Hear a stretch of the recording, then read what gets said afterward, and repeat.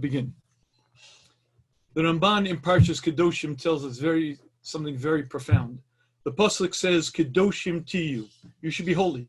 Ki kadosh ani Hashem Elokeichem. We are charged with not just being unique, not just being extraordinary. We're charged with an obligation to be holy. And the Ramban explains, what does it mean to be holy? How does one become holy? Explains the Ramban what this is referring to as being prushim, separating yourselves from pleasure. And the Ramban explains why this is. The Torah permits most every activity. You can eat basically what you want. You can't eat tray food, but you can eat as much kosher food as you want. If you're married, you could be with your wife whenever you want. There are many, many things that a person could do, and he could be a manuval b'rshus haTorah.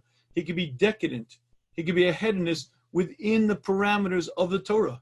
You could eat like a horse. You could fress away. And you're eating kosher food. The Torah is not prohibiting it. This mitzvah, Kedoshim Tiyu, tells you, Purushim, hold back, restrict.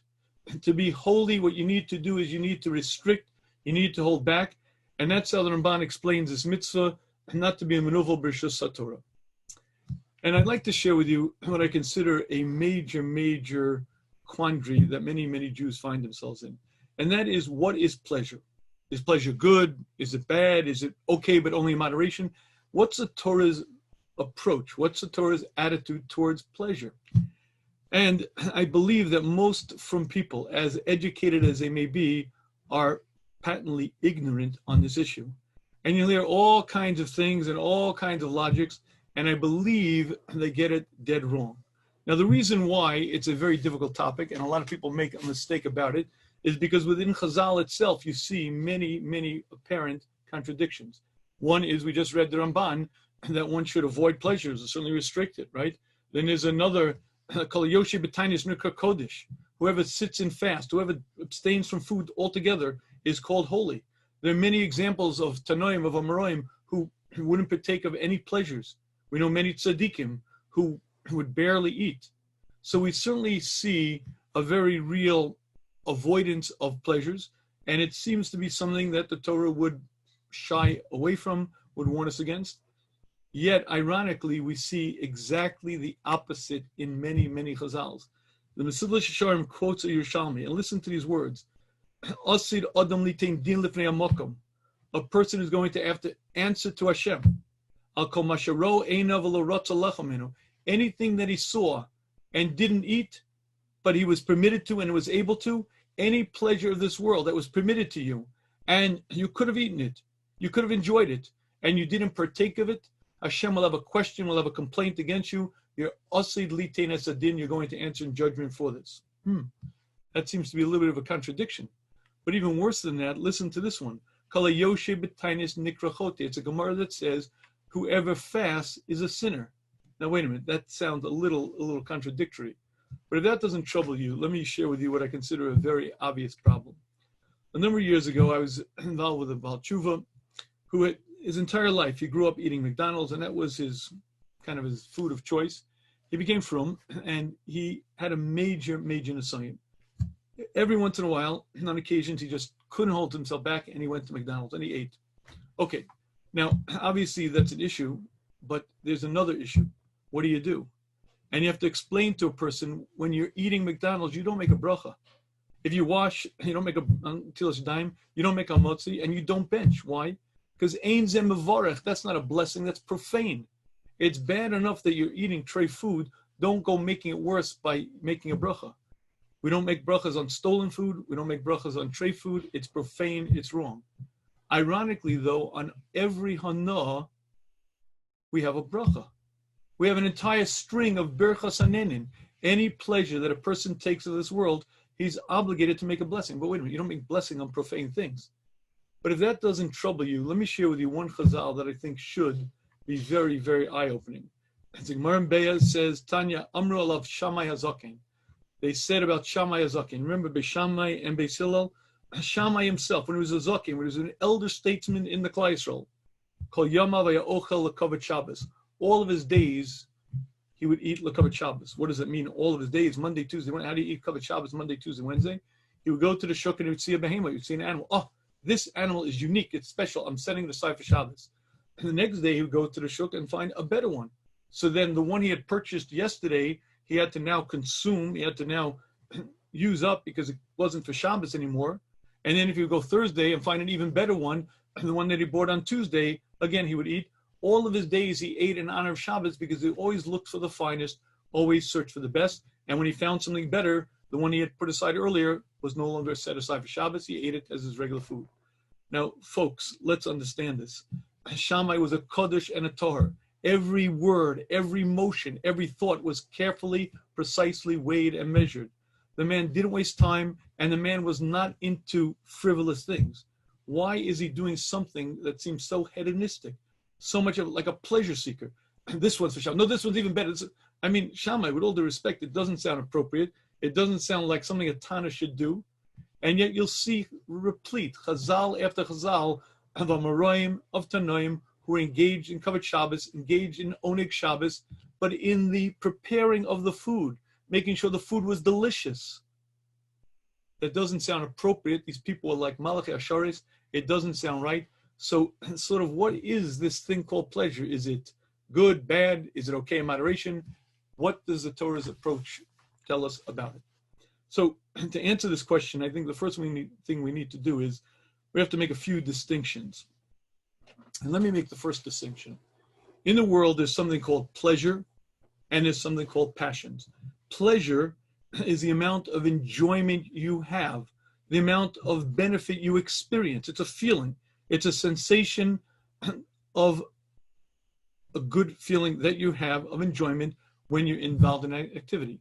Passion is the drive, the desire, the appetite to do it. Pleasures and passions are very different. And one of the problems that we have is we often mistake the two. And let me give you an example of exactly what I mean. Imagine you find yourself on a deserted island. You were shipwrecked and you find yourself the only human being alive on this island. And there's nothing to eat. You search and you search high and low. There's no one there, no food to eat. There's a stream, so you drink. Day 1, day 2, after 3 days, you're famished. You're starved. You're looking up and down, nowhere, nothing to eat. Finally, under a tree, you see a brown paper bag. You go over to it. You unroll it. And inside is a brittle, dry peanut butter sandwich. You pick it up and you look at it and you realize it's crumbled. It's been sitting there in the sun for 6 months. You gulp it down. You eat that sandwich with more fervor, more appetite than anything you've ever eaten in your life. Okay, now let's analyze that activity. You ate that sandwich with tremendous desire, maybe more desire than you ever ate with in your life before. But how much pleasure did you have? Did you really enjoy the crumbly sandwich as it scratched your throat? The acrid smell of the peanut butter as it kind of like putridly filled your mouth? I don't think this is going to be a red letter day in your life. You're going to always look back to the great enjoyment I had of that peanut butter sandwich. You had very little pleasure, a lot of passion, a lot of desire, but very little pleasure. Passion is the pull, the drive, what's the appetite. Pleasure is the benefit, the enjoyment that you have, and those two are very distinct and very separate. Okay, one more step. It was around the 10th century when Jin Ba Itai was founded. Jin Ba Itai is a samurai code of one with the horse. You see, in the 10th century, battle was waged with swords, you had archers, and one of the great difficulties that you have in that type of warfare is mobilizing troops. So infantry would walk, cavalry would ride horses. Now here was the real problem. The problem is that sword fighting is a very close range situation. Archers are much more effective. They sit back and shoot arrows. But the problem is that the armies would move very quickly, and an archer could not be on horseback because you can't hold, if you need one hand to pull back the arrow, another hand to hold the bow, you can't hold the reins of the horse. The samurais discovered a very interesting thing.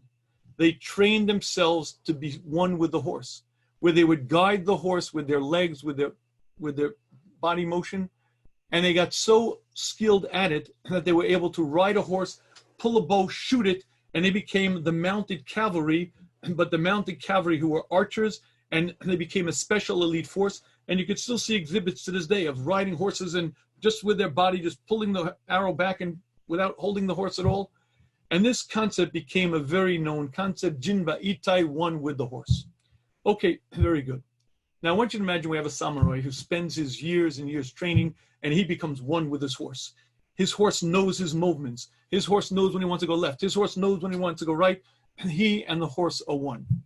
But imagine with me for a minute that he and the horse become so one that when he's preparing for battle, he prepares everything for the horse. The horse's food, a blanket to put under the saddle, everything that the horse needs, but he becomes so one with the horse that he forgets to provide for his own needs. His own food he doesn't bring, his own blanket he doesn't bring. He becomes so one with the horse that he just thinks of the horse and not himself.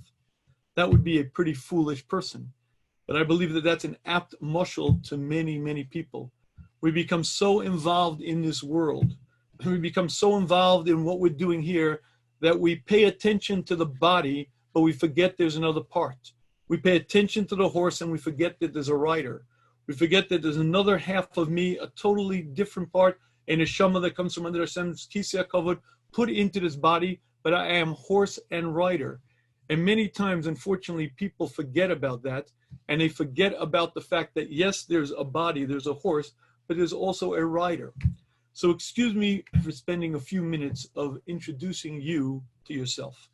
Okay, let's do a little exercise. I want you to imagine that you're walking down the street. And as you're walking down the street, there's a voice in your head that says, hey, turn left, I want to go into that store. Who said that? And you keep walking. And the voice says, hey, turn left, I want to go into the store. Who said that? And you walk further. Hey, I said, I want to go into the store. And you hear a voice, a very clear voice in your head. But it's not one voice. It's many voices in many different directions, many different requests, many different. I believe if you experience that, you would find yourself a very competent psychiatrist or a psych ward. Check yourself in because, oh my goodness, hearing voices in my head is very scary. Okay, here's a little observation. Do you ever have a situation where you didn't want to think a thought, but it came into your brain anyway? There was a certain person you were jealous of. I don't want to be jealous. I don't want to think, but boom, it came into your head. Or maybe it's Shabbos. I don't want to think about business. That deal. Wait, that deal. But I don't. Or maybe it's an image. I don't want that image. You ever find that you think thoughts that you didn't want, you don't wish to be there, and yet they're there anyway? So I'd like to share with you one of the most fundamental concepts that you have to understand if you want to have any self-awareness. And that is that I have two competing parts to me. There's an neshama, a chelek elokei mimal, that only wants to do what's noble, what's right, what's proper. And there's another entire half of me. The body is not just a physical entity. Hashem created a nefesh bahami, an animal soul, and the animal soul has very many desires, instincts, and needs. But here's the interesting part. The animal soul gets to operate my brain just like I get to operate my brain. Meaning if I get angry and anger takes over, it takes over my brain. If there's desire and desire takes over, guess what? The thoughts in my brain, in my voice, in words that I sound like me, but it's not me, have gotten control of my brain. And this is the great chiddush. I am not the brain. I, the neshama, feel things, I recognize things, I remember things, but I'm forced to think through this brain. But this brain also gets controlled by other forces. If you'd like to fundamentally understand yourself, I'll give you a mushal. Imagine you have 5 school-age kids and 1 family computer. After dinner, all 5 kids vie for the computer. One kid wants to do his math homework, another kid wants to play games, another kid wants to do social study. Whichever child gets control of the keyboard will determine what will show on the screen. But all 5 kids have to watch the screen. You see, that's what happens within me. If I control me, I, the neshama, so I think thoughts that I want to think. If other parts of me get control, whether it be desire or jealousy or ego, so suddenly thoughts cross my brain, thoughts come across my conscious mind in my voice. It sounds like me, but it's not me. I'm watching that screen, but guess what? Someone else got control of it. Some other force got control of it. And this is the basic understanding of a human. There are 2 parts to me. There's a horse and there's a rider. But there's one more step that you have to understand. Both of those voices, both of those parts, the neshama and the nefesh bahami, are vying for primacy. They're fighting. You see, whichever one gets control becomes stronger and more prominent. Much like a muscle with use, it becomes stronger. With disuse, it atrophies. If the behemoth gets control, it becomes stronger and stronger, more dominant. If the neshama gets control, it becomes stronger. Whichever one takes control more often becomes stronger, becomes more prominent, becomes more in control. But the two are ever in fight. The two are ever waging battle. Now, with that being said, would you like to know what pleasures are? Are pleasures evil? Are they good? Are they good in moderation? And the answer is they're none of the above. Mesilas Yesharim defines for us exactly what pleasures are. They are tools to be used. All pleasures of the world are tools to be used to serve Hashem, tools to be used to accomplish, tools to be used maybe because I need Yishuv Adas and Nachas Ruach, there's too much pressure, I need a little break, I need an outlet, but they're tools to be used. But you see, here's the difficult part. They're tools to be used, but they're also traps. You see, it really depends on what's driving me towards that pleasure. If the animal soul is pulling me, then guess what? It's becoming stronger, and I'm going to do things that are inappropriate and wrong, and even just being involved in that desire itself is wrong. If the neshama is using it, harnessing it, marshaling it for a proper purpose, then it's kodesh, it's holy, it's proper, it's good. And that's the most difficult thing to know. When I'm engaging in this activity, who's driving it? Is this a pleasure that I'm using as a tool to get closer to Hashem, a tool for its proper use? Or is it hedonism? Is it just self-serving? Is it just being involved with pleasure? How do you know? How do you tell? What's the formula? And the answer really is quite simple. Who spoke? You ever notice that thought just pops in your brain? I want, I desire. You know right away it wasn't your seichel. It wasn't your neshama. Your neshama is you thinking, saying, I believe it's a good idea. It doesn't pop up. And by the way, even if the thought pops into your brain, do you take control of it or not? When the thought pops into your brain, do you say, okay, in the right time, in the right manner, in the right form, I will use this, I will do that. And that's you, the chelikul kimimal, the neshama, taking control of the horse. You're reining in the horse. You're using a horse to go much further than you could go. You're using a powerful instrument to propel you, to bring you further. But you're marshaling that energy, you're controlling it, you're holding the reins of the horse. And ultimately, that's the question, is the horse in charge or you in charge? And you could see two people. They look the same on the outside. One is a malach elokim, an angel in human form, and the other is a behemoth. He's an animal. He's lost control. He's become so dominated by desires, by passions, that he no longer is even able to choose. They look the same, but they are vastly different. And if you'd like to know the answer for Shammai, Shammai was engaging in a very holy activity. Hashem wants us to have Oneg Shabbos. Hashem wants us to enjoy Shabbos. And Shammai was using that hana, using that pleasure for its intended purpose. It was kaddish, it was proper, it was holy. And that's exactly what the Ramban is telling us. The Ramban doesn't say become a monk, go run off to the mountains and have nothing to do with this world. Control, bridle, hold back the desire, meaning to say there's pleasure and there's passion.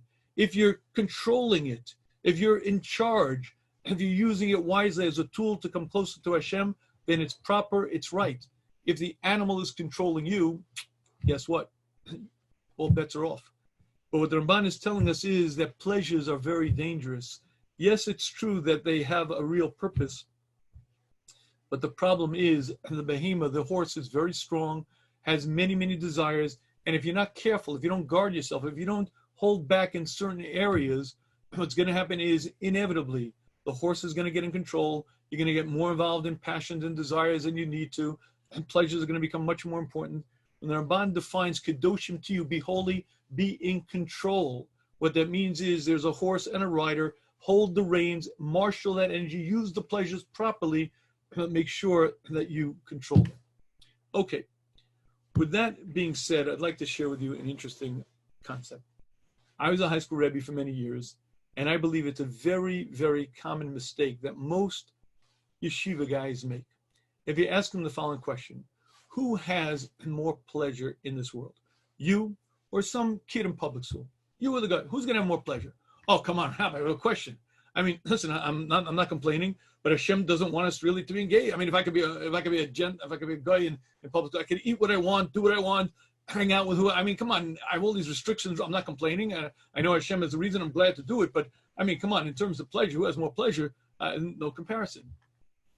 And what I used to tell my guys was, you got it dead wrong. Absolutely 100% backwards. And I used to explain to them why, and I'll share with you the why behind it. But to do that, I have to share with you what I call the 4 rules of pleasure. There are 4 rules that are predominant, that are universal in pleasure. Now, to understand what they are, we need a very, very intense pleasure. You have to take back a moment in your life of really, wow, like really major pleasure. And then we're going to analyze it, and I'm going to show you the 4 rules of pleasure. So let's imagine you're into food. Let's imagine, food, eating your foodie, that's your deal. And imagine there's a restaurant. I mean, this is the best restaurant you know of, and it's your favorite dish, and you're waiting weeks and weeks. And finally you get to the restaurant and you order the dish, and you're waiting. I mean, your mouth is drooling, and the waiter brings out the steak. Oh my goodness. It's perfect. Marbleized fat, aged 90 days. I mean, it's crisp, it's soft, it's succulent. Just the odor, it's incredible. You cut into it, you bite into it, and the intensity of the flavor erupts throughout your mouth, your palate. You're just overwhelmed. You can't even concentrate, you can't even think. Well, not exactly. I mean, it tastes good, but you ever notice that when you read the menu in the restaurant, it's described as the most incredible thing you'll ever, it tastes good. I'm not saying I don't enjoy it, but come on. And you've just discovered the first rule of pleasure. The first rule is the sizzle is better than the steak. When they have the commercial, they put the steak, and you see the sizzle, because the sizzle is better than the steak. Every pleasure is over-promised and under-delivered. The anticipation, it's going to be, wow. And it's good. I'm not saying it tastes good. I'm not complaining, but it never lives up. And that's the rule at Madison Avenue. Sell the sizzle, not the steak, because any pleasure never lives up to its hype. And that's the first rule of pleasure. There's way more anticipation, way more sizzle than steak. Okay, but let's get to the second rule of pleasure. So you ate the steak, and it was great. It was the best food, and you're a foodie, and this was amazing. You decide a month later you're going back to that same restaurant, and you're going to order the same steak, and you're going to ask the chef to prepare it the same way. You prepare yourself, you walk into the restaurant, order the same steak, the waiter brings it by, you cut into it, and it tastes really good. Really, really, and the second bite tastes really, really good. But somehow it never tastes like the first time you ate that steak. And you've just discovered the second rule of pleasure. The second rule of pleasure is the first time is the best, and there's only one first time. Any experience that you've ever done, a kid drives a car. Oh my goodness, wow, power, independence. As somebody who's been driving for 20 years and he's stuck in traffic, how much fun it is. You got a promotion, the first promotion you got, wow. Any pleasure that you have, the first time is the best time, and there's only one first time. And that's the second rule of pleasure. But let's move on for a moment. Let's analyze the eating of a steak. So, okay, you bite into the first bite. Wow. Second bite, incredible. Third bite, fourth. And let's imagine that it really lived up to the sizzle. And let's imagine it was the first time. So you are into the steak, and it's amazing, and it's incredible, and the pleasure just wafts and just levels and layers, and it's just unimaginable. And then you find an interesting reality. I'm stuffed, and I'm done. And you discover the third rule of pleasure. Every pleasure has a limit. You could eat for 10 minutes, 20 minutes, an hour, but that's it. Then you're done. You're stuffed. You can't eat anymore. And no matter what the pleasure is, okay, let's say it's great. It's phenomenal, but there's a limit to it. 20 minutes, an hour, 2 hours, and then it's done. No more. You got to wait till whatever, next day, whatever it may be. But every pleasure has a limit. But the fourth rule of pleasure is the most eye-opening. Ask someone to describe to you their best exotic vacation. Oh my goodness, we went to Jamaica. It was incredible. The islands, we had the best time. We had the most amazing time. And if you listen to someone describe something they had as a pleasure, you'll note that it's always in the past tense. We had a great time. It was great. And you've just discovered the fourth rule of pleasure. The fourth rule of pleasure is, once the pleasure is gone, it leaves you empty and bored as you were before. The first rule of pleasure is every pleasure is oversold. The sizzle always is greater than the steak. The second rule of pleasure is that there's only one first time. The first time is the best, but there's only one first time. And third rule of pleasure is there's a limit. No matter what the pleasure is, 20 minutes, an hour, but that's it, done. And the fourth rule of pleasure is that once the pleasure leaves you, you're left empty, vacuous, bored, and left with nothing. And what I was trying to share with my yeshiva talmidim that day, I've said it many times, was a certain reality that we make a mistake. We mistake pleasure and passion. Would you like to see a man who's tortured? Find me an alcoholic. Find me a drug addict. Find me a human being who cannot control his desires, and you're looking at a slave. What happens when you let the horse go free, you're no longer a free man. He pulls and he pulls and he pulls and he takes over, and eventually you become totally subsumed, totally a slave to desire. And ask an alcoholic, ask a drug addict to describe their life. The description, and by the way, read the big book. Read the Alcoholics Anonymous big book, and I've read it. I have 4 copies of it. Story after story of torture, just being pulled. I don't want to drink. I want to stop using drugs. I can't, but I can't stop. When you want to see a human being in torture, watch a human being who doesn't control his passions. When you see a man walking down the street and he can't stop looking, you're watching a man who's pulled in every which direction, but he can't control himself, and you're watching a slave, a man who's totally controlled by his passions, but that's no fun. That's no fun at all. So what I wanted to share with my talmidim that day was, if you believe that if I could just let go, if Hashem would just allow me to just be free, it would be incredible. I could have so much pleasure. Number one, any pleasure is limited. Any pleasure is quickly fleeting and passing. And more than that, if you let go of the reins, what's going to happen is you're going to be subsumed. The horse is going to take over. It's going to be stronger and stronger. And desire is going to rule over you until you lose control, until you end up a slave. Now, here's the big question. I don't get it. I don't get it. Hashem is a meitiv. The Chovos HaLevavos tells us, take the most loving, kindly person you can. Take Avram Avinu. Take that love that Avram Avinu has, multiply it by 10,000 times, and you barely have an inkling to the unbridled love that Hashem has for any one of his creations. Okay, so I get it. Hashem's a meitiv. Hashem's a giver. Good. Number 2, Hashem is very, very capable.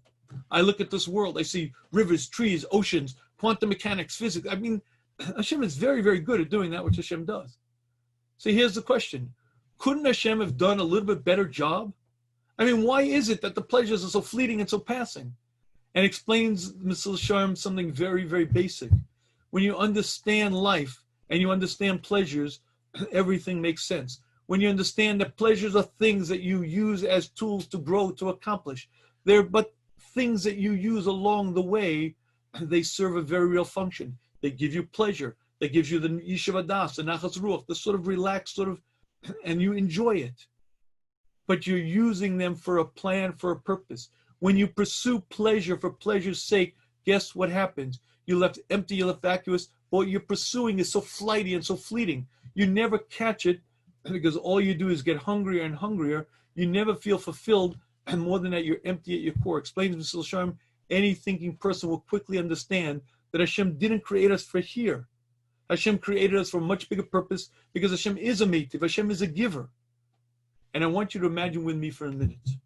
Imagine with me for a minute that Hashem created a world strictly for that purpose. Imagine that Hashem created a world for one purpose, for you to have pleasure and pleasure only. Could you imagine? Hashem is so capable. Could you imagine what it would be? There'd be layers and layers, wafting different flavors and different nuances. Not 31 flavors of Baskin-Robbins, but hundreds and thousands of different flavors, and more than that. I wouldn't get bored. I wouldn't get tired. It'd be unending pleasure. I'd like to share with you something that may be obvious. Hashem did create just such a world. That's the world to come. This is the gym. We're here to grow, to accomplish. Ask a person who works out. Is it enjoyable? Yes. It's fun. But at the end of the day, there's a very real plan. There's a very real purpose. That's this world. Pleasures in this world are tools to be used. If you use them properly, enjoy them, they're mitzvah, they're proper. Misuse them, you get pulled down into the mire, into the mud. But this is the gym. When we're done our job here, we go to the spa. That's where for eternity we enjoy. And in that world, believe me, Hashem is quite capable of unending pleasure, pleasures without interruption, but not fleeting, light, sort of passing, deep, profound pleasures. the ultimate pleasure, being close to Hashem, the most sublime spiritual pleasure. And I believe what this Chazal is sharing with us is a profound understanding of life. You see, what the Ramban is teaching us is, Kedoshim to you, be holy. That doesn't mean be a monk. It doesn't mean go wear one set of clothing and go hide in a monastery. You're supposed to use pleasures, but you're supposed to control them. You're supposed to use them as tools to be closer to Hashem, and tools because you need a certain level of yeshiva das, nachas ruach. You need a certain level of pleasure, but Hashem says use them properly. What we forget is, we forget that there's a horse and there's a rider. And when you forget that there's a horse and a rider, you get so mixed up. And when people say the words, I'm a pleasure seeker, I'm a hedonist, I won't say it to them, but I'll say to you, you're not correct. You're a behemoth. A pleasure seeker is a connoisseur, a man who controls himself, a man who's in control and uses pleasure. When you're a behemoth, when you're a slave to your passions, you're not a connoisseur. You're not a person who pursues pleasure. We did it to Shiva of Rochester once to give a mushal. Imagine you're invited to a banquet. I mean, it's exquisite. It's supposed to be the most phenomenal banquet ever, the best chefs, finest preparations, and you know it's going to be tonight, so that I'm not eating a morsel today. I'm not eating food. I'm going to come to that banquet with a real appetite. I'm going to enjoy. Ready. And 12 o'clock, it's already skipped breakfast. You're getting kind of hungry. 1 o'clock, you're getting hungry. At 2 o'clock, you're getting starving. 3 o'clock, it's getting worse. 4 o'clock, you're headed to the banquet, and there's a pizza shop, so you go in and wolf down 4 slices.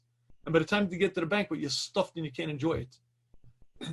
If you don't control your passions, you can't enjoy life. You're a slave, you make mistakes, you do things that are so self-destructive, so damaging, but more than that, you don't enjoy. The pizza didn't taste any good. If you learn to control your passions, learn to use the tools as Hashem wants you, you enjoy this world. This world is the corridor, but Hashem put many beautiful features in this world for us to enjoy, but you have to control them. And when you remember that there's a horse and a rider, and your job is to control the horse. Your job is not to kill the horse. Your job is not to starve the horse. Your job is not to throw the horse and go walk. Your job is to use the horse. Pleasures are tools to be used. Shammai used them properly as a tool to be closer to Hashem, as a tool to enjoy the Kedusha of Shabbos. But you have to recognize that that's exactly what they are, tools to be used. But pleasure and passion are very different. Anybody who says, I'm a hedonist, I'm a pleasure seeker, nonsense.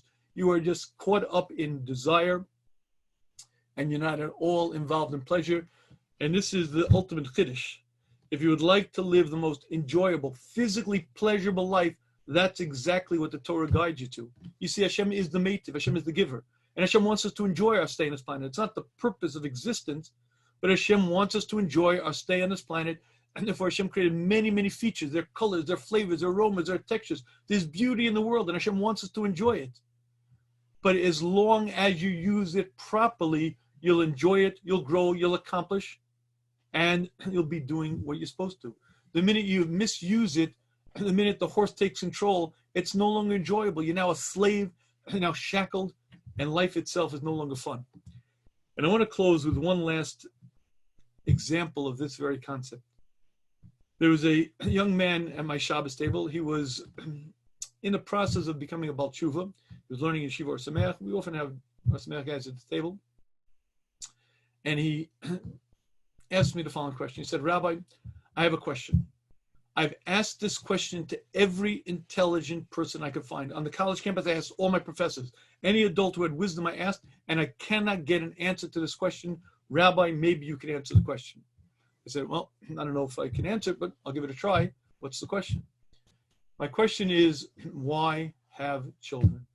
Why have kids? But he wasn't asking why have kids because he was selfish and I could use the money for myself. Why? Why have kids? There's so much pain in the world. There's so much suffering. There's such ugliness. Why do that to an innocent little child? Just because you want to have a child, why should you expose that little infant, that little baby to such ugliness just because you're selfish and want to have a child? Why have kids? That was his question. So I said, I hear your question. Would you like to hear the wrong answer or the right answer? So he was Jewish. He realized it was two for the price of one. He said, I'll take both. I said, okay, fine. Let me tell you the wrong answer. The wrong answer to your question is you're right. The world is so much filled with suffering and pain and ugliness and darkness. It's horrible. But the world to come is so great. It's so astonishing that it's worth suffering 70, 80 years and going through all that pain because the world to come is worth it. I said to him, that's 100% true. It's absolutely accurate, but that's the wrong answer. Would you like to know the right answer to your question? The right answer to the question is when you live a life of meaning and purpose. You wake up in the morning and you say, let's go. There's a love of life. When you understand what you're doing here, when you're growing and accomplishing, there's an inner peace and inner harmony, and the world is beautiful. Oh, yes, there are rough spots. Yes, there's pain, there's headaches, there are orphans, there's widows. I'm not saying it's a rose garden, but inside you, you are at peace. You are in sync, and there's a love of life. And when you view life that way and understand it, the greatest chesed you could do is bring a child into this world. He can experience this world, he can grow, he can accomplish, but this world is beautiful. Not every moment is pleasure. Not every moment is a walk in the park, but the world itself is beautiful as long as you know what you're doing. When you're growing, when you're accomplishing, when you're using your life the way Hashem intended it, there's an inner peace, a harmony, and there's tremendous beauty in the world, and you love life. And I believe that's a tremendous concept, and I believe it's one of the great yisodos that the Rabbi is sharing with us. And now I'd like to open the floor to questions. You can, if you're on the Zoom call, you could just type the questions into the Q&A. They could be questions on this Shmuz. They could be questions on any previous Shmuz or any issue in general. If you're on the Torah Anytime live stream, you could type into Rabbi at theshmuz.com, REBBE at theshmuz, THESHMUZ.com. You could type your question in. If I could get to it this evening, I will. If not, I'll try to get to it in a future time, future program. Please use the Q&A, though, to type in the question. And one more thing also, I just want to remind you, first of all, again, thank you to my partners, to Torah Anytime, a tremendous organization, to Chazak, who are changing, Queens changing the world, to Guard Your Eyes, they're doing tremendous, tremendous work. I want to thank all of you for your tremendous gifts to the Klal Yisrael. Thank you for joining me in this. I also want to mention that, as I mentioned at the beginning of the program, the Marriage Transformation Boot Camp is something that I ran this past summer. I invited about 50 couples, and it was a very, very real, it was a 7-week program. We got involved in marriages and transforming marriages. And at the time, I charged $600 to join that boot camp, and I recorded it all. It was all put together in a very, very nice, beautiful format online. And because of what's going on at home, that everybody's at home and there's a lot of strife, etc., I decided to make that open without charge to anyone who wants to. If you go to the shmuz.com, you go to the homepage, you'll see there's a banner there. You just click on it. You'll have access to the program for 30 days. I have to limit it because, again, I'm going to be redoing it. But you'll have access for 30 days. So if you just go to the shmuz.com, THESHMUZ.com, you'll have access to the program for 30 days. You can use it freely. And if you have any feedback, please let me know. I'd greatly appreciate it. And again, please feel free to write in your questions in the Q&A or send them to Rabbi at theshmuz.com. Okay, here's an interesting question. If I give $100 to a Stucca agency, that they take 49%, is that considered 100 to Meiser? So I guess the question is, meaning, let's say I give $100 and I know 49 of that $100 is going to the agency that's collecting, and only $51 is going to the actual Stucca organization. So the answer to that is yes. In fact, that's Rav Moshe's shear. As long as 51% goes to the actual organization, you could give that, and that's considered Meiser. You see, there's a reality that people forget about, and that is running an organization costs money. And I don't care what you do, you cannot run an organization without money. And to raise money, it costs money. So if people have a complaint, there's a mashulach who takes a part of it, or the fundraising costs money. Try running an organization without money and try to raise money without having it cost money. You'll quickly see it doesn't work. So some of the, by the way, as an interesting aside, Torah Anytime is the exception. They're running on nothing. If you see the amount they're accomplishing, the amount they're doing, and how much funding they get, it's incredible. And I say that because they're running a fundraiser right now because they're revamping their entire platform.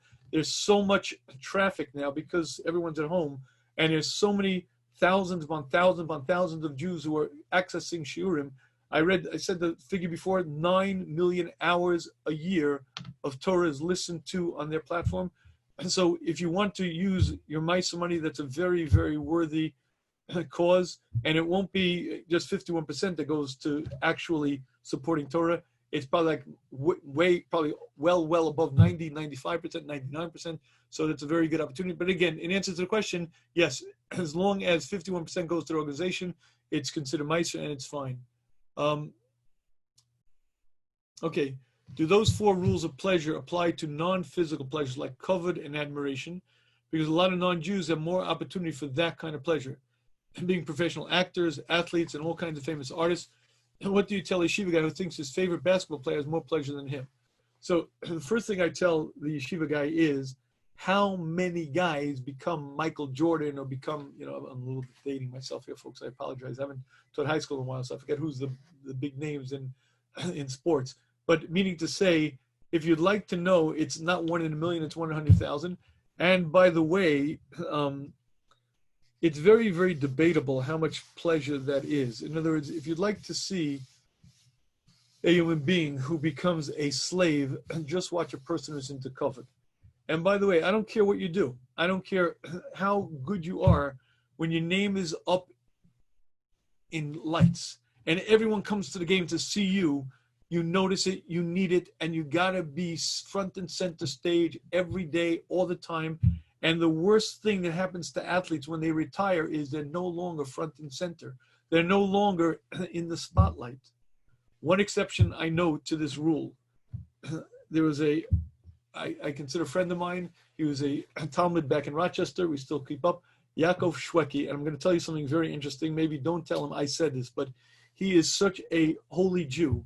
He is real. He's sincere. He's on stage. He goes to Israel. It seems like the entire city comes out to see him, and he's as humble as pie. But I want to share with you why. Because he understands that he's there for a purpose. He views music as his opportunity to be Makarev Jews, to give them chizuk. He's not up there for his name, for his glory, and he works on himself very, very intensely. But you see, in that role, you're getting the covet, but you're not looking for the covet, you're not pursuing the covet, and as a result, you can remain sane, you can remain normal, you can remain humble. But if that's not your focus, if you're like anybody else, covet becomes the biggest drug, the most intoxicating. You become so needy for it, and it becomes such a driving force, it ruins your life. So I wouldn't have much trouble dealing with that question per se. Okay, is there a recording of your drasha? It's fantastic. First of all, thank you, I appreciate it. So this is recorded, and I will tomorrow send out the recording, the Zoom recording, as well as I have a recording of my webcam in the background that's much better than the Zoom recording, which is, the transmission on Zoom is nowhere near as good. But yes, I will send it out. If you're not on the email list, just make sure to send me an email to Rabbi, Rebbe, @shmuz.com, and I will gladly send you that out. Okay. Hi, Rabbi. You were recently sick, and thank Hashem you're doing better now. Thank you. In one of your videos after sickness, you spoke about the experience of being in the hospital, horrible treatment, and then you returned back to your house. You started to deteriorate, and then the prayers started pouring in. Can you please talk more about the power of prayer in this situation? Okay, I can't say anything about the power of prayer. All I can tell you is I'm here. I am here. I mean, when I came back from the hospital, I'm a little bit of I don't want to say a mach, I pretend I'm a tough guy, but I escaped that hospital because I said that I'm out of here. And I knew it was a little risky because I wasn't doing so well. But when I got home and I sat on the couch, I realized it was really not well. And I was really having a tough time. And it got to the point where I was pretty close to panicking because I couldn't breathe. And when you can't breathe, and anyway, it's at that moment I decided I'm using the most powerful force I have. I never did this before. I sent out to every one of the WhatsApp groups, everyone on the Shmuz email list, please be mispalo for me, please daven.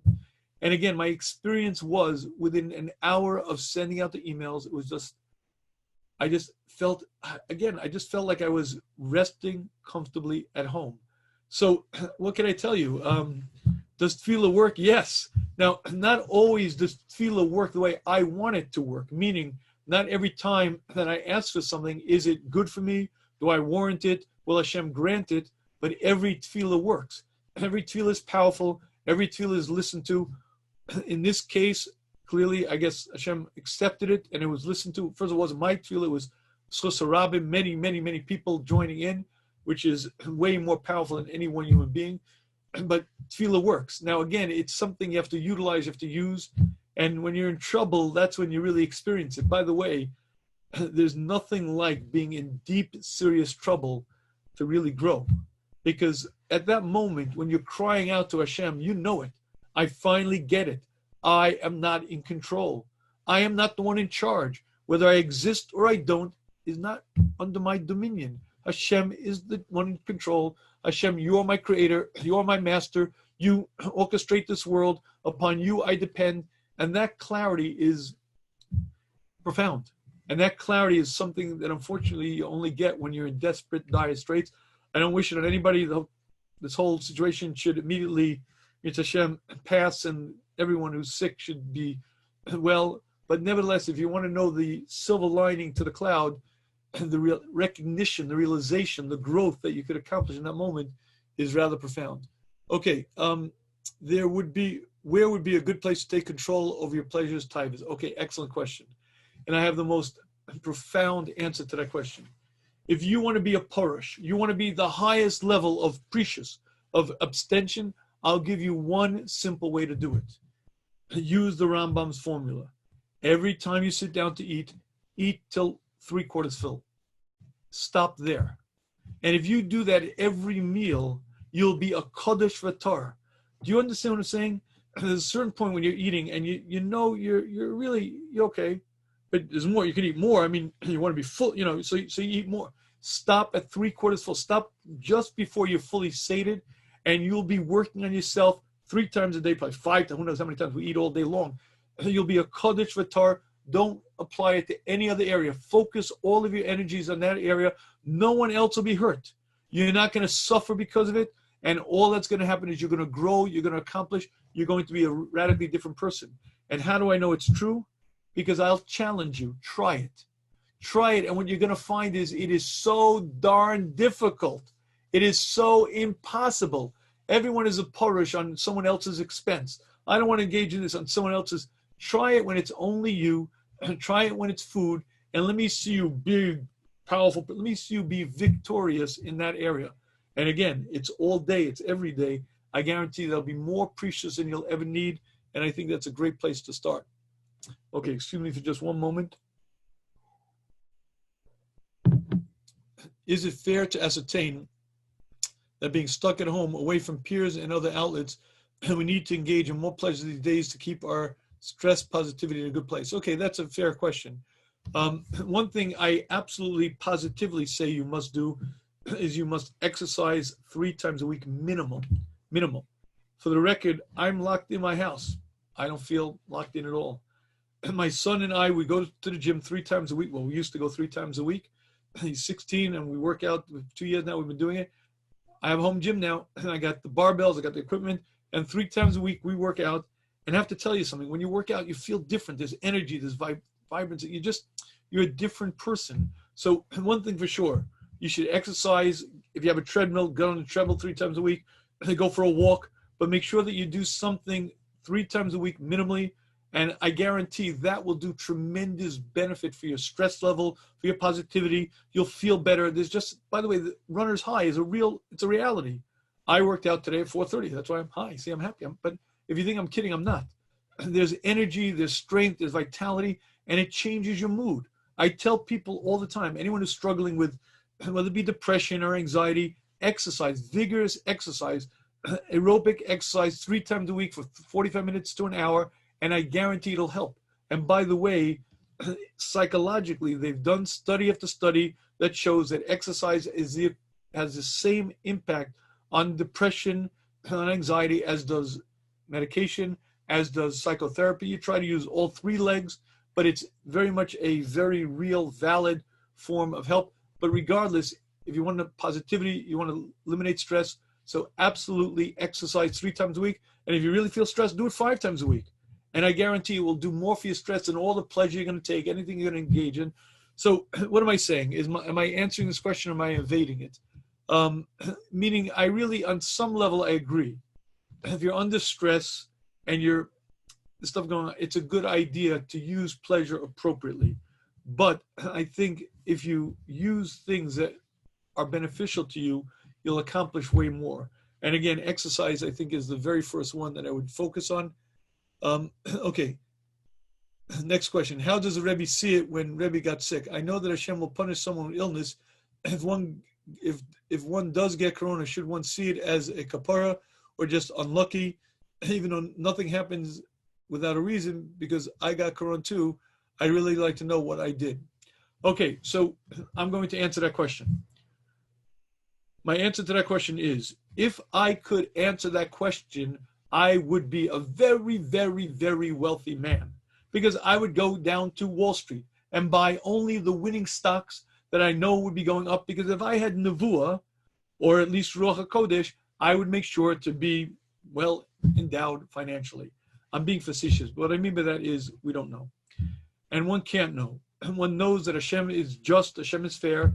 Hashem puts many, many situations out in the world, and there are many situations that we're going to go through. Some of them are, as you say, a kapara. I did something wrong.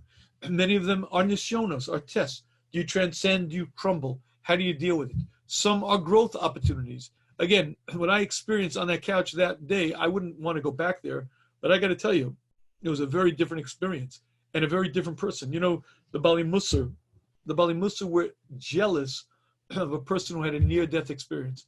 A person who was on death's door has a vastly different perspective on life. They have a very, very different worldview. And the Bali Musar were jealous of a person who was a near-death experience because, wow, who could ever reach that level? So why you got corona, why I got corona, I don't know. I can't know. I know that Hashem is just, Hashem is fair. Hashem loves us more than we could ever imagine, way more than we love ourselves. And Hashem knows better than I what's for my best. And why Hashem brought me to that situation? Again, you're right. Either it's a kapara, it's an atonement, or it's a growth opportunity, or maybe it's a life test to see how I react to it. Again, I can't say, but I do know that everything has a reason and everything has a purpose behind it. Okay, any other questions? Please feel free to type them in. There was some, again, please go to the shmuz.com. You'll see the Marriage Transformation Boot Camp. It's free of charge, for that you could have access for 30 days. You go to the shmuz.com, THESHMUZ.com. If you're interested in more on this topic, I'm going to send out a replay of this tomorrow. If you're not on the Shmuz list, please send an email to Rebbe, REBBE, @theshmuz.com. If you'd like to hear more on this topic, if you go to the shmuz.com, look on the major series, you'll see something called The Pursuit of Happiness. And it's a series, I think there are 7 or 8 shiurim on this related to pleasures, happiness, etc. It's a very interesting series. You can go there. And if you have any questions, again, at any time, please send them to Rebbe, REBBE, @theshmuz.com, THESHMUZ.com. I'll try to answer them on the program if I can, or the next week. There were some questions that came in that I do want to address because they were emailed to me, and one was very interesting that I would like to address. Okay, the question is as follows. I have a question about the topic of pleasure from tonight's class. How about if it's all about pleasure and there's no spirituality involved? How, as a partner, should I handle that? And how should I be left feeling with joy as opposed to emptiness?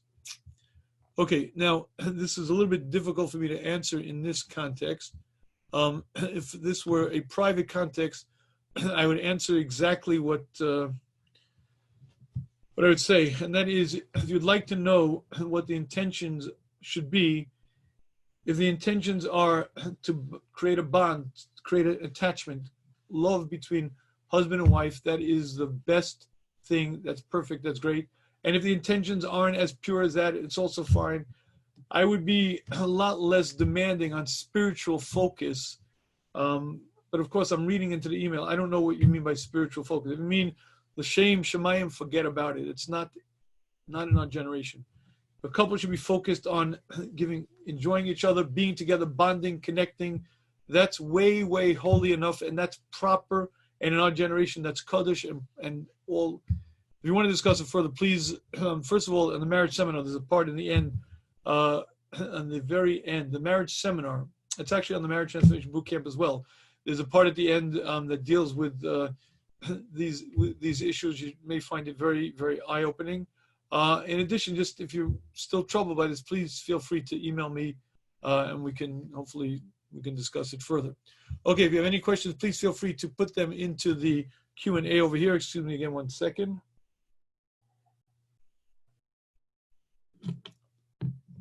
Okay, how about the fight series? Thanks to that, I've been clean for 5 years. What about women? My wife, at the time, woman I was dating, had an issue but couldn't listen to it because Rabbi said for men. Could women that had a bad issue listen to it? Okay, the answer is absolutely. By the way, please make no mistake. The fight is a little background. I recorded the fight in the only way I could record it, and that is me, myself, and I, nobody. My office is a sound studio, and that was the kind of series that I could not do in public. I did it to an audience of one, me. So the reason I say that is because it deals with very real issues, and it's very, listen, this is our generation. Guard Your Eyes has over 30,000 members for a reason. It was done originally for men, but make no mistake, it is not for men only. It's very, very fine for women to listen to. Regardless, it's fine. The slant, it was done from a male perspective because I am a male. And it was done to an audience of one, me. So it was me speaking to me. But again, it's absolutely fine for a woman to listen to. And there definitely are many women who have listened to it and found it very beneficial. Again, the only thing is it's a little bit from a male slant, but the same concepts. I mean, the concepts are dealing with me, dealing with the two parts, the two voices, dealing with the struggle, dealing with the fight.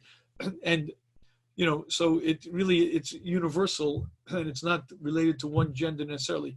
If you're not familiar with the fight, if you go again to the shmuz.com, THESHMUZ.com, you'll find on the top major series. If you click on that, you'll see one of the major series is a fight. I think it's an 8 or 10 part series that I did on desire, on conquering desire. And it was used, Guard Your Eyes, partnered with me. We put out, I think we printed 15,000 CDs. We put them out throughout the world, actually. As in Israel, in England. And it became a very, very popular series. It's on the shmuz.com, The Fight. You can access it. And yes, it's for men, for women, both. Yeah, I think it's fine. Okay. In one of your speeches, Rabbi said that if you have a question about business, you should ask your Rav, since they have a special siyata d'shmaya. Is asking one Rav sufficient for shtadlus, or should one ask multiple Rebbeim? Okay, so I'm not sure what that question is. So let me put it this way. I recommend it's imperative that you have a Rav, imperative that you have a Das Torah. Now, it happens to be that there's certain Rabbanim that you'll go to for certain areas. For instance, in Hilchos Nida, I have a particular person I ask shilas to. I won't necessarily ask that person shilas in other areas because people have particular specialties, particular strengths.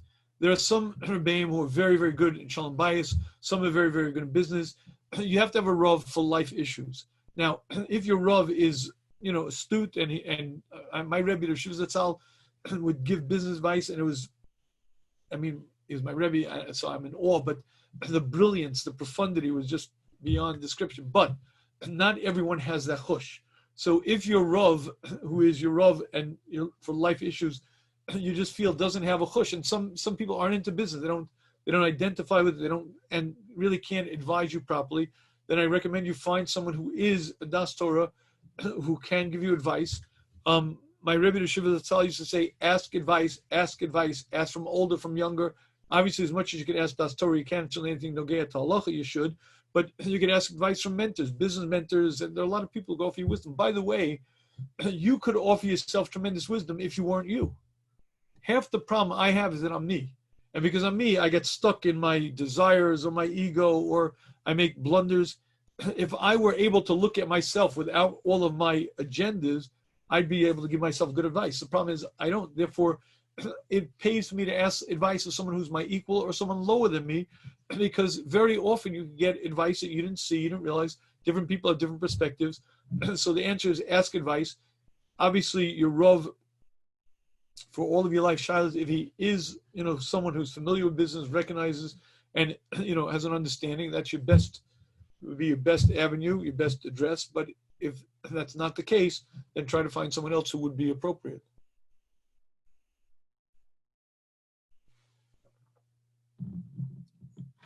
Okay, how do you balance engaging in pleasures versus Torah learning throughout a day that you are home with not much to do?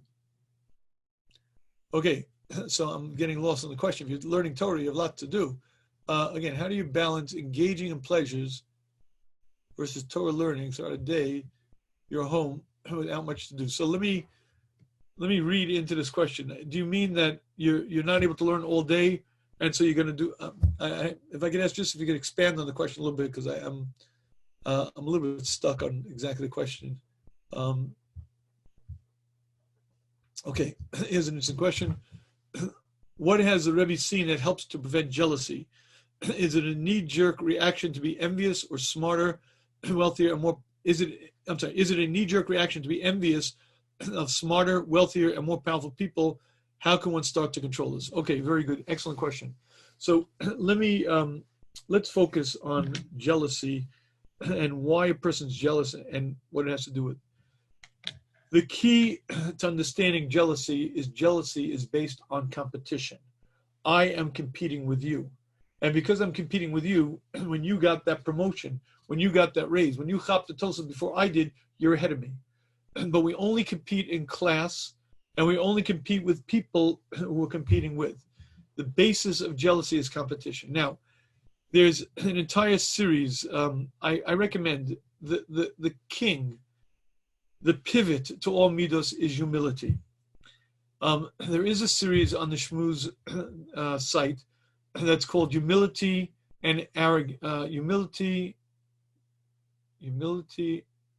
and Arrogance, creating a healthy self-esteem, something like that. Anyway, I wrote the title. A little embarrassing here, but anyway, if you go to the shmuz.com, and again in the major series, you'll see one of the series is Humility and Arrogance, creating a balanced self-esteem, something like that. Anyway, it goes through many parts.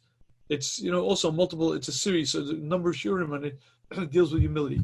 I guarantee working on humility is the most assured, quickest way to work on jealousy. Why? Because if I'm a big guy, and you're ahead of me, oh, that burns me up. Who am I anyway? What am I? So you're ahead of me. What big deal? What? You see, humility is the linchpin to all other midos. Watch. I get angry at you. You know who I am? How dare you speak that way to me? If I'm inflated, if I'm pompous, everybody's going to rub me the wrong way. Everybody's going to step on my ego, and I'm furious and I'm angry. And most of the time, how do you work on anger? Who am I? I'm not such a big shot. How important am I? When you start letting air out of that balloon and you begin shrinking, suddenly the anger automatically shrinks. No longer you get so angry. Same thing with jealousy. I'm jealous because I'm competing with you. Why am I competing with you? I'm competing because I have to be bigger. I have to self-inflate. Well, why do I have to inflate? I'm not so big anyway. Who am I? What am I? And working on humility is the quickest, most assured way of working on all the rest of the midos, and jealousy for sure. So again, if you go to the shmuz.com, you'll see one of the series is Humility and Arrogance, creating a proper self-esteem. I highly recommend it. And if you have any questions on it, please feel free to email them in to me, and I'll gladly try to address it.